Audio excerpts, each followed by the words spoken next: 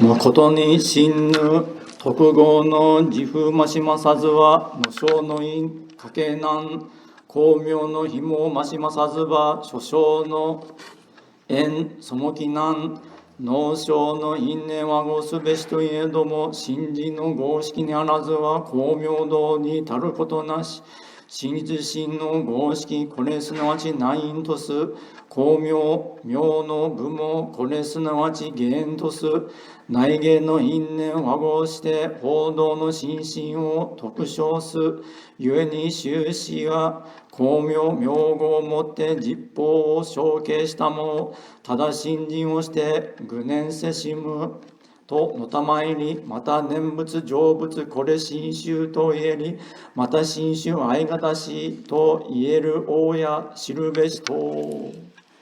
Truly, we know that without the virtuous name, our compassionate Father, we would lack the direct cause of birth. Without the light, our compassionate Mother, we would stand apart from the indirect cause of birth. Although direct and indirect causes may come together, if the karmic consciousness of Shinjin is lacking, one will not reach the land of light. The karmic consciousness of true and real Shinjin is the inner cause. The name and light, our father and mother, are the outer cause. When the inner and outer causes merge, one realizes the true body in the fulfilled land. Therefore, Master states, Amida takes in and saves all beings throughout the 10 quarters with the light and name. Amida brings sentient beings to realize Shinjin and inspire for birth. Further, he states, attainment of Buddhahood through the Nembutsu. This is the true essence of the Pure Land Way. Further,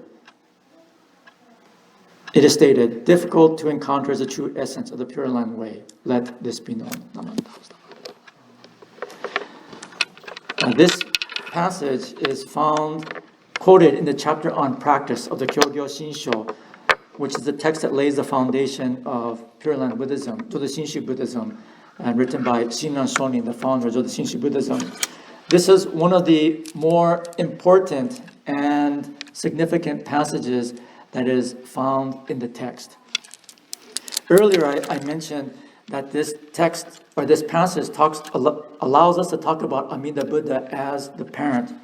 But the longer passage talks to us about what our relationship to that parent is. Ordinarily, we would think that, okay, mom and dad, that's why I was born. But this passage goes to say one extra thing. It says that if we did not want to be born, then we would not have been born. Mother and father is not enough. Me, the child, is also absolutely necessary. And so, every now and then, we hear children, perhaps we said it ourselves, say things like, I never asked to be born. From a Buddhist point of view, that statement is completely incorrect.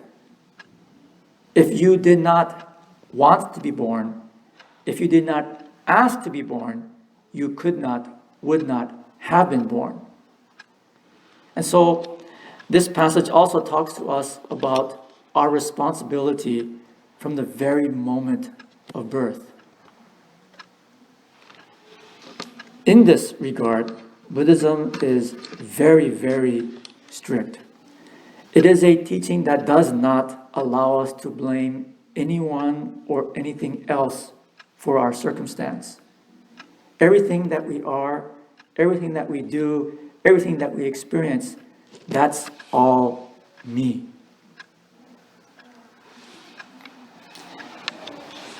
Blaming someone else will not help me.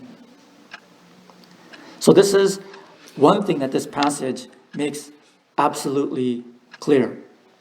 It is very, very severe in that clarity. It does not allow us to make any excuse whatsoever. Having said that, however, it is also a passage that, while it talks to us about our responsibility, also talks to us about how each and every one of us is also supported, how we are part of something extraordinary, that our lives are completely affirmed. It is talking to us about the warmth, the relationship that we have with mother and father. They will create every circumstance, every condition that is necessary for us not just to grow, but to grow well, to become the best that we can possibly hope to become.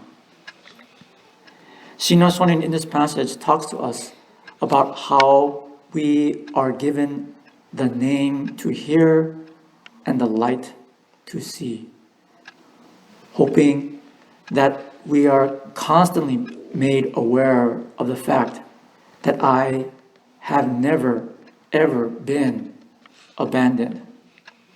But again, that is not to say that we are not responsible for our own lives, because we are. This passage points back to one of the earliest experiences that Shakyamuni Buddha had after he became awakened, after he became the Buddha. The passages, the scripture tells us that when Shakyamuni Buddha got up from his enlightenment and started walking towards his 5 friends to begin to turn the wheel of the Dharma, he met someone along the way whose name was Upaka. Upaka noticed the serene quality of Shakyamuni Buddha and approached him and said, "You have a very august appearance. Who is your teacher? What teaching do you hold?" And Shakyamuni Buddha then told Upaka, "I am the Buddha. I am the perfectly awakened one. I have no teacher. The Dharma is my guide." And Upaka then questions Shakyamuni again and says, "Do you claim to be someone who has completely awoken?" And Shakyamuni Buddha said, "Yes, I am completely free of birth and death. I am a Buddha." And then Upaka looks at Shakyamuni Buddha and says, "Oh, okay," and walks away. This is how the biography of Shakyamuni Buddha is recorded.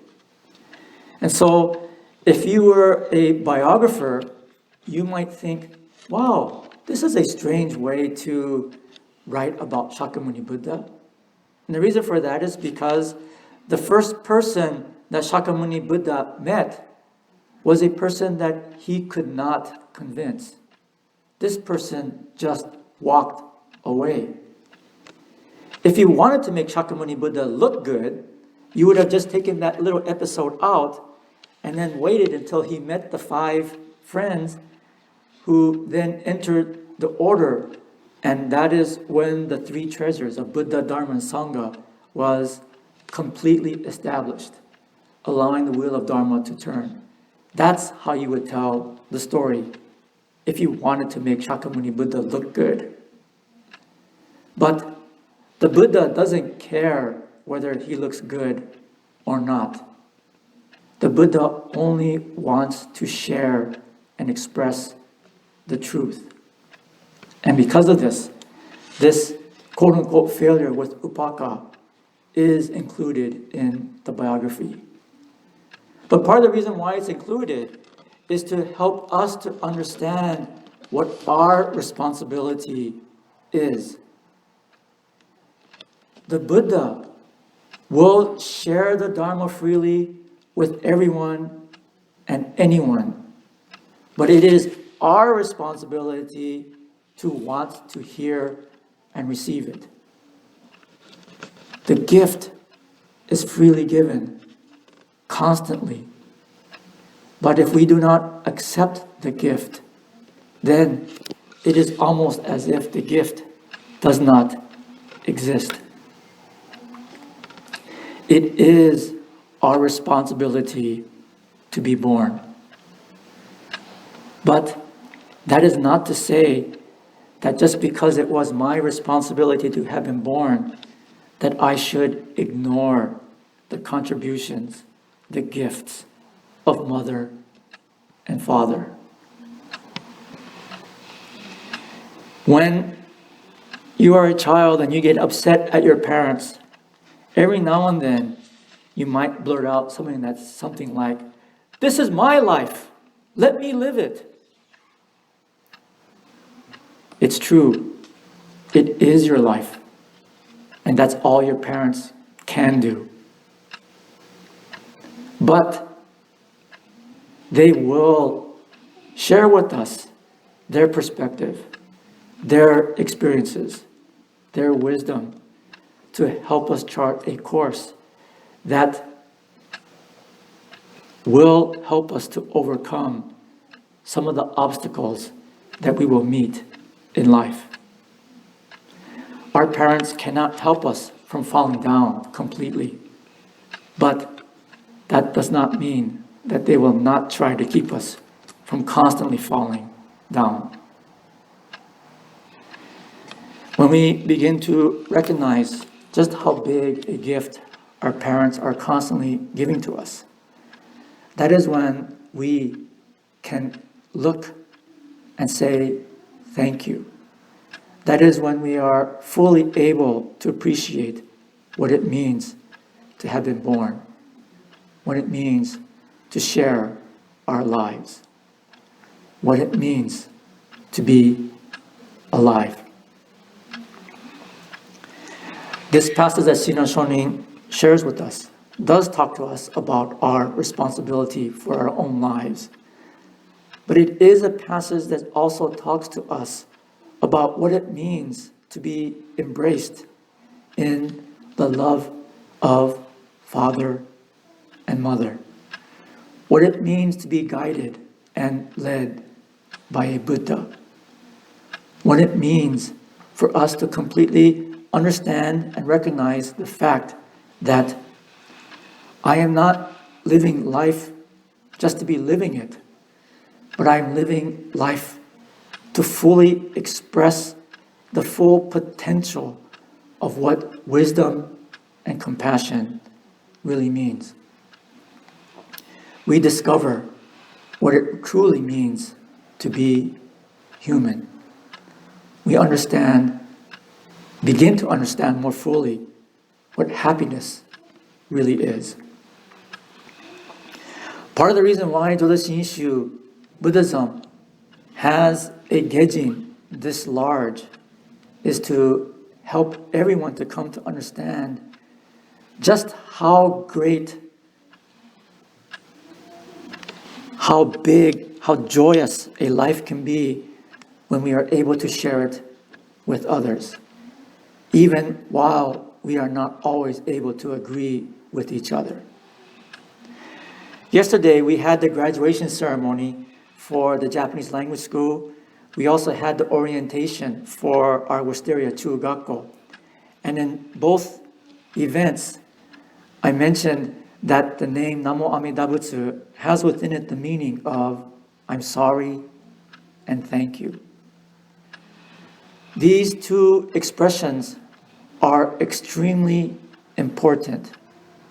They are very, very hard for us to say, but when we are able to really say those expressions, we will begin to understand why Namo Amida Butsu was established, why the Buddha would spend 5 kalpas just thinking about how to save us, why the Buddha would spend aeons of time to perfect that practice, to help us to be able to hear and receive Namo Amida Butsu. When we are able to say thank you, when we are able to say I'm sorry, we begin to appreciate how selfish we oftentimes live our lives. And when we live our lives selfishly, we unnecessarily close ourselves off from others. As an example, there are times when, especially when we were younger, that we receive something that we really, really liked to eat, but did not want to share with others. For me, that includes things like brownies and stuff like that. But when there are a lot of people and you want to eat as much of that as you want, then you find yourself eating the brownies like this. And trying to hide what it is you're eating with your body. But is that really an enjoyable way to eat? Sure, in my mind, I'm thinking, I got all the brownies. I don't have to share with anybody. But while I'm eating it, I'm cowering. I'm hiding. And I'm spending much, much more time trying not to let other people see what I'm eating than I am actually spending time enjoying what it is that I'm eating. And when someone gets close, that's when you start shoving the food down your mouth. And you don't really taste anything when you're doing that. You just, after you finish, you get up with a bunch of brownie crumbs coming out of your mouth and, oh, hi, how are you? But it wasn't a pleasant experience at all. When did enjoying food become hiding? When did it become shoving it down your mouth as fast as you can? That is not really any way to enjoy a meal.